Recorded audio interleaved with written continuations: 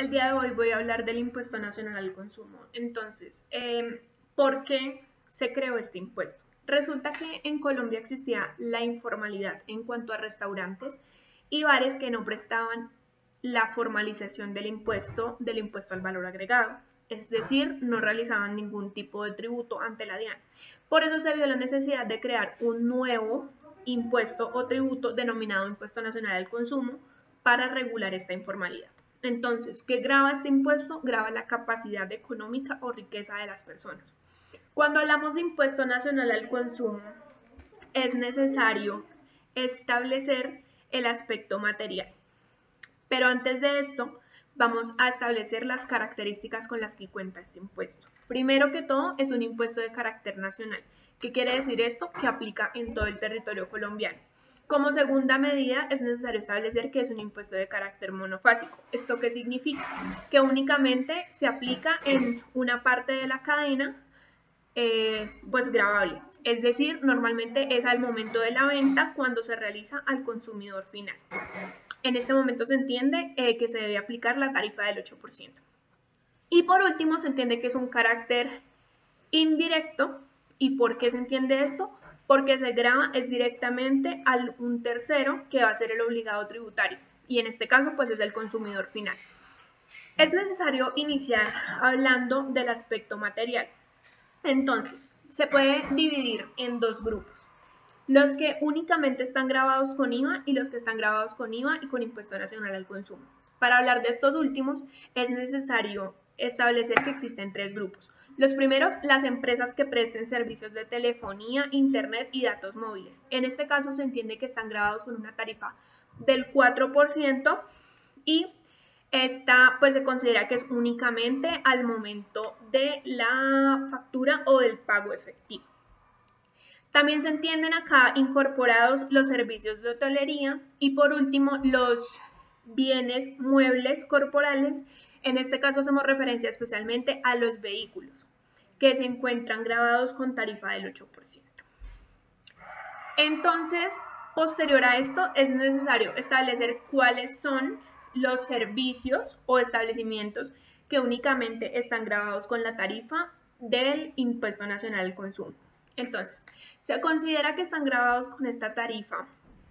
Primero, los restaurantes. Entonces, para efectos tributarios, un restaurante es un establecimiento que se dedique al expendio de comidas, bien sea desayuno, almuerzo o cena, y en este caso puede ser a cualquier hora del día, no importa la destinación específica y puede ser en el lugar donde se preste el servicio o puede ser a domicilio.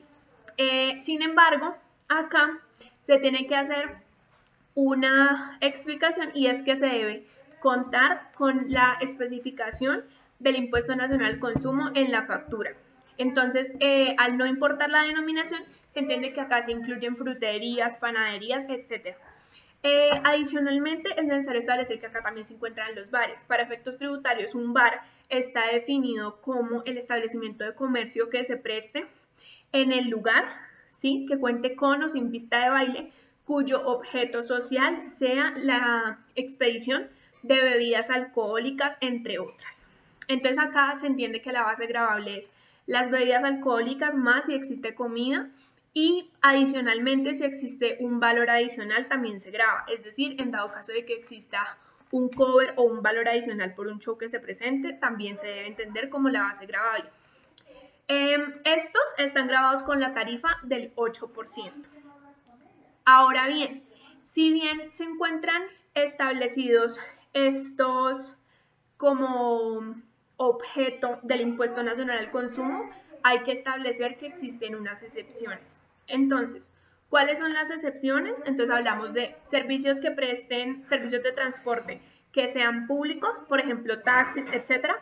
Adicionalmente, motocarros que presten el servicio al público. Adicionalmente, ambulancias. También se entienden acá incluidos los vehículos que cuenten con 4 años, pero acá hay que hacer una diferenciación. Cuando ese vehículo esté destinado o sea un activo fijo de la persona o cuando este vehículo no sea un activo fijo. ¿Qué sucede? Si el vehículo es activo fijo, no se considera gravado porque los activos fijos están excluidos del impuesto nacional al consumo.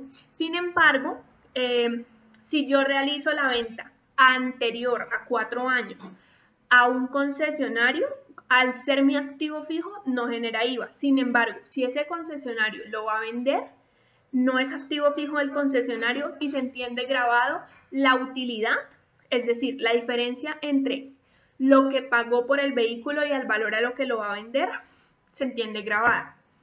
Y pues acá esta distinción es necesaria. Adicionalmente, se entiende que están excluidos los bienes que se vendan en lugares como son el Amazonas y San Andrés y Providencia, que también están excluidos.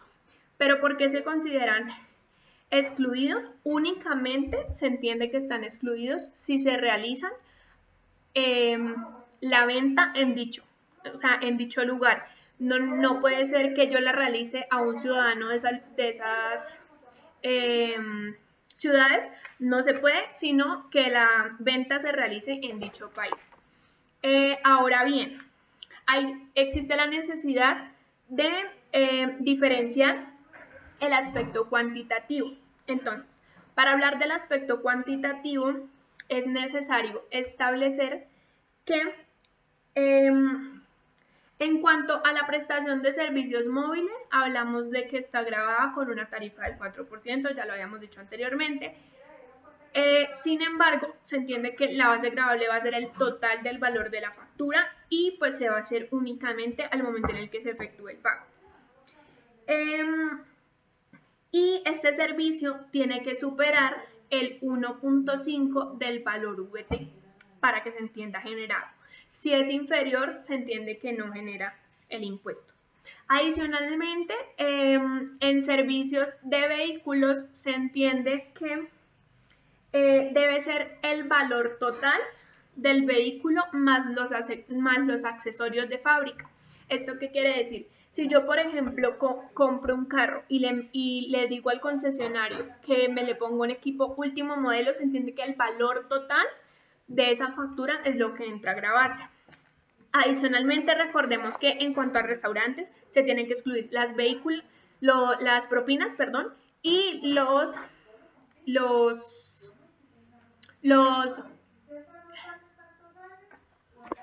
las comidas que no presenten transformación.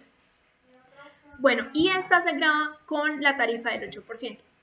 Hasta ahora lo que hemos dicho, hay que hacer la precisión de que esa tarifa no se le debe incluir el IVA.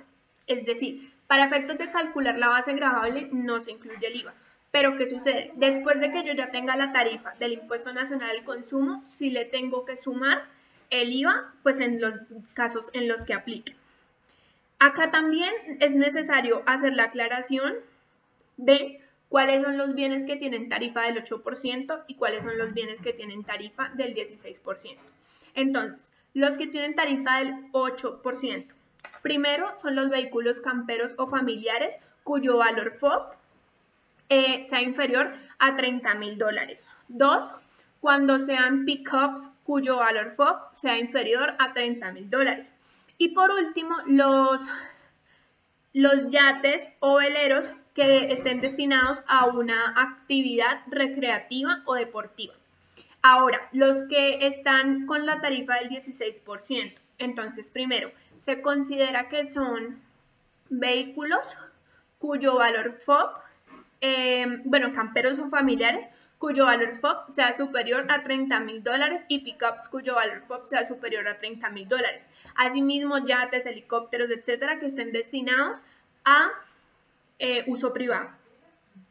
Dicho el aspecto cuantitativo, es necesario hablar del aspecto subjetivo. Entonces, recordemos que en el aspecto subjetivo existe sujeto activo y sujeto pasivo. El sujeto activo es la DIAN. Recordemos que la DIAN en Colombia es el principal recaudador de tributos, en especial de impuestos. Y el sujeto pasivo, entonces, es la persona que realice dichos servicios. Es decir, no es el consumidor final el sujeto pasivo. Por último, hay que establecer el aspecto temporal. Entonces, en el aspecto temporal, cuando se entiende que está generado el impuesto al consumo. Entonces, se entiende que en vehículos depende si el vehículo es nacional o extranjero. Si es extranjero, al momento del desaduanamiento, y si es nacional, se entiende que al momento en el que se expida la factura o que se haga la entrega efectiva. Y si estamos hablando de restaurantes y bares, ya hablamos que se debe incluir en la factura y es al momento en el que se cancele esa factura que se genera.